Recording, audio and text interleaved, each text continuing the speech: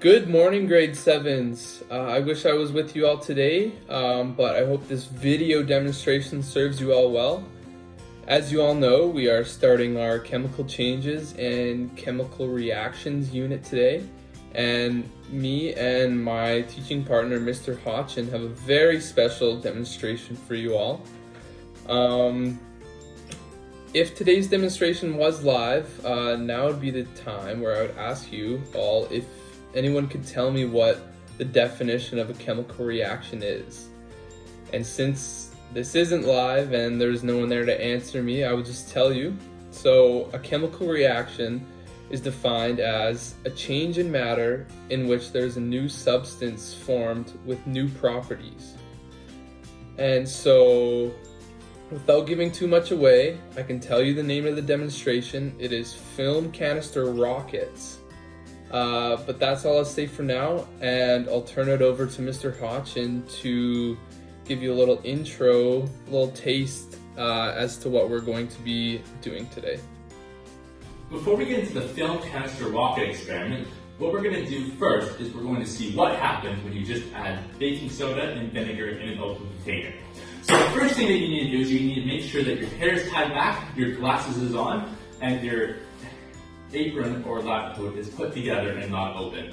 This is just going to make the mess not go onto your clothes and make your laundry night a bit happier.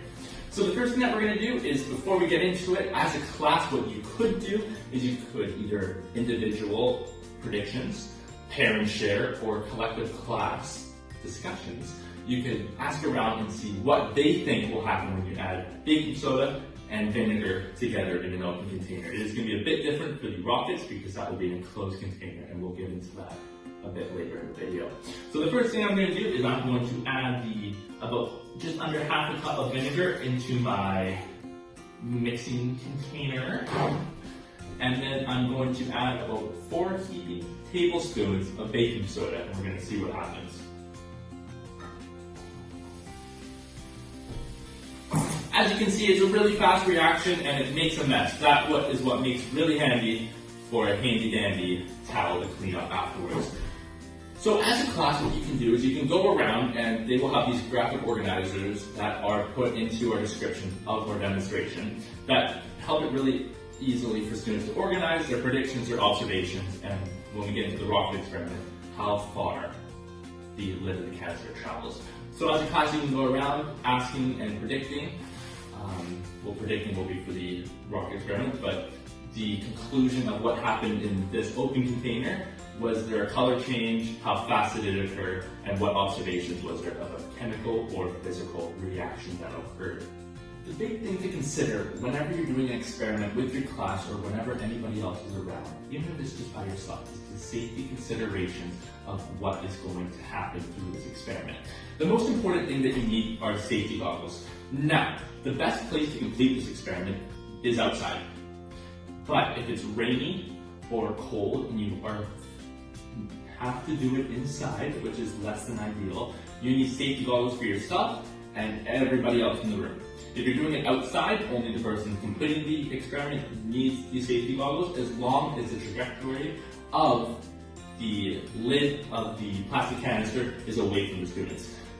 You can see in our diagram that we posted in the teacher's notes about which way the trajectory of the film canister should go and in relation to where the students are sitting. Film canister rocket experiment, you're going to need a couple of materials that you can either find at your house, at the school, or at your local grocery store. These materials include the most important one, safety goggles. Now, if you're doing this inside of your classroom, you're going to need safety goggles for all the students. But if you're doing it just by yourself, an outdoor experiment with the blast zone going away from the students, only the person conducting the experiment will need these safety goggles. The next thing that you're going to need is either a graduated cylinder or a measuring cup. I had a measuring cup around my house, so I decided to use that one instead. Worked perfectly fine. The next two things is a clear film canister. You could use the darker ones or the opaque color canisters as well, but the clear ones work the best. Measuring spoons. vinegar and baking soda. It depends how many experiments you're wanting to do. If you're wanting to do a class set of rock experiments, definitely bigger the better for both of those. And then the final thing you're gonna need are a lab coat or an apron, whatever you have, and little cutouts of aluminum foil. And these are gonna be to separate the baking soda and the vinegar in the film canister until you want them to mix, and then that's how the little blast off happens. It's always great to bring extras of aluminum foil, vinegar, and baking soda just in case you run out. It's Mr. Bain here again, and this is the moment you've all been waiting for, I'm sure. I got my safety glasses, I have my apron, I have pre-measured out ingredients, which are the vinegar and the baking soda. And before we do the demonstration, I'd like to talk a little bit about variables. Again, if this was live, I would ask you all if you knew about the 3 variables that we use in science experiments. Since it's not live, I will just go over them quickly. So in science experiments, we usually use 3 different variables. The first is the controlled variable. The controlled variable is the variable or the substance that just stays the same throughout the entire experiment. The second variable is the independent variable. So that is what we change during the course of the experiment to produce different results. And the third variable is the dependent variable, and that is what we observe or record throughout the experiment. And so in this specific demonstration, the controlled variable is the film canister we're using. So we do have 3 different trials, but for each trial, the film canister is exactly the same. It's clear, it has the exact same type of lid, and that is constant throughout the entire experiment. For our independent variables, it is the amount of vinegar and the amount of baking soda. And our dependent variable is how far the lid on the film canister will travel. So I'll just give you a rundown of what you'll see on your graphic organizer that you should have in front of you. So in our first trial, we will have 1 teaspoon of vinegar and 1 teaspoon of baking soda. In the second trial, we will have 1 teaspoon of vinegar and 2 teaspoons of baking soda.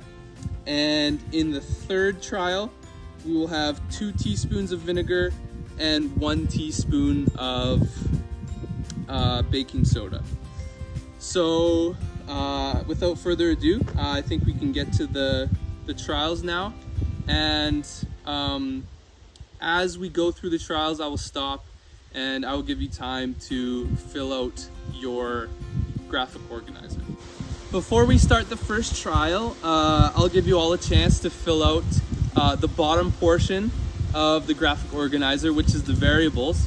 And since I'm not able to ask you questions, I will just run you through the answers really quickly.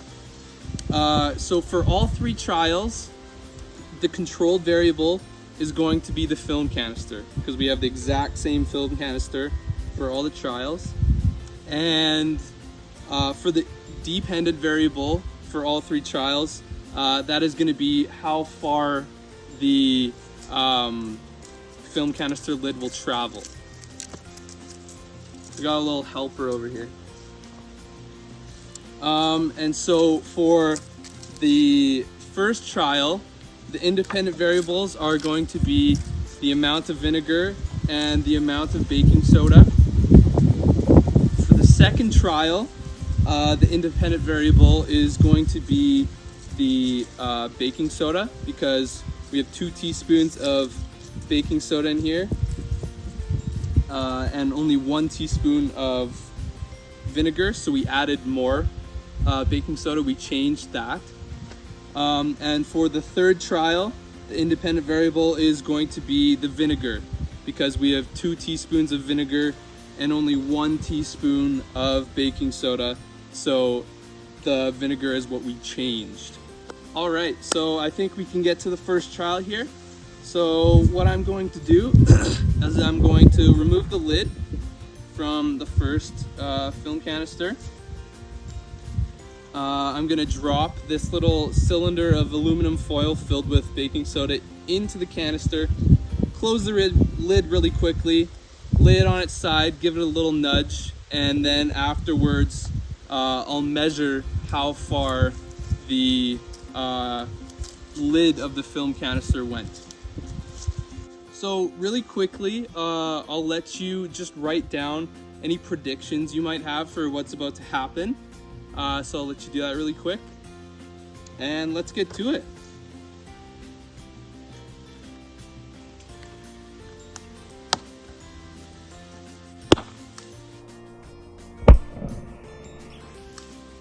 Oh, all right, let's measure it.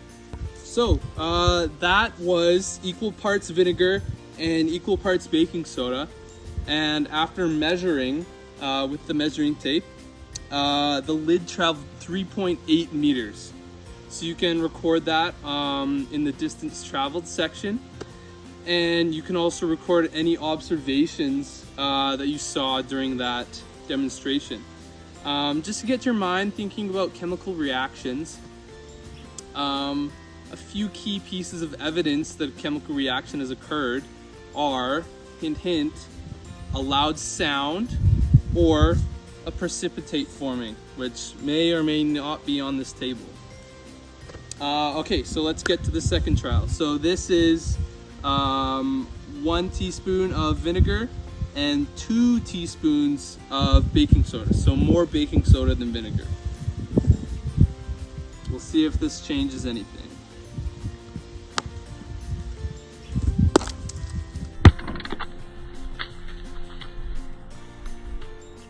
Ooh, all right. Let's see how long that one went. All right, so that one was more baking soda than vinegar. And after measuring it, it went 3.9 meters. So just a little bit farther than the equal parts demonstration. Again, you can write down the distance traveled and any more observations that you saw during that one. I'll give you some time for that. And let's get to the last demonstration. So for this one, we have 2 teaspoons of vinegar and 1 teaspoon of baking soda. So we have more vinegar than baking soda, and we'll see what that does. So trial 3, let's go.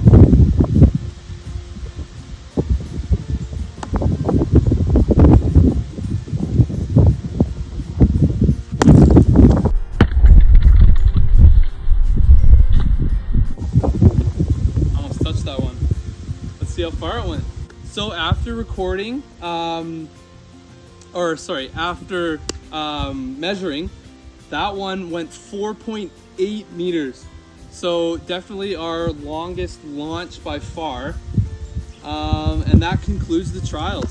So if you can, I'd like everybody to maybe record 1 or 2 conclusions, either on your graphic organizer, or it would be great if some of you could comment down below, or if this is in a Bright Space forum, then just record a couple of conclusions. But yeah, that concludes our trials. Just another note, after this, Mr. Hotchin is going to be running you through a couple closing questions and conclusion style questions. So that is it for me. Thank you. That concludes our experiment and demonstration for what happens when you add baking soda and vinegar into a film canister container. This is a great experiment and demonstration to do when you are either opening a chemical reactions unit, ending a chemical reactions unit, or anywhere in between. It's a great demonstration because it allows students to see the process of what happens when you mix 2 things together, and in a closed container, you can visually see and hear and observe what happens when gas builds up and then has nowhere to go. In our experiment, we found out that just pop the lid right off, and we could then measure how far that lid went. An extension that you could do for this assignment is an experiment. Is you can let the students do it on their own. They can either be individual, in pairs, or small groups. They can get all the materials together, and they could both and all see what happens when you add these substances together. Whether you add more baking soda and less vinegar, will that make it go further? If you add more vinegar and less baking soda, will that make the lid of the canister go further? You'll have to find out when you do it on your own. You'll also be able to see when Mr. Bain did his just a couple seconds ago. So, in this demonstration, it is great for students to have a graphic organizer that lets them record their predictions, observations, and distances traveled. And another great thing about opening this with this demonstration in your unit is because you're able to go over key terms. You're also able to let the students pick out key important questions about, well, did the color change? How fast did this reaction occur? How far did it travel? What observations did we notice when that there was a chemical reaction that occurred? All these questions are great ones that fit right into the curriculum, and that is what we think made this demonstration so good. Thank you very much for watching your video. I hope you